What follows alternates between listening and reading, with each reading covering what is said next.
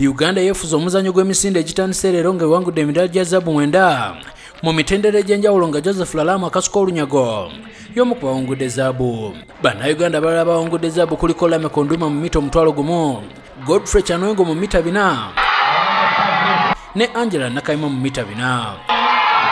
Abalala kuliko Agnes Apia mu mita 10, Victoria Widi ne Timothy Tukamuhebwa nabo bawangudde zaabu. Bo bannakenya bawangudde zaabu 3 mu misinde nga bategesa aba Rwanda tebanafuna zaabu mu misinde. Uganda era yeerisiza nkuuli mu muzannyo gw'okubaka nga amasomero gaayo gonna okuli St Mary's Sande, St Noah, Luyanzi College ne Budesesi ge gatuuse ku final.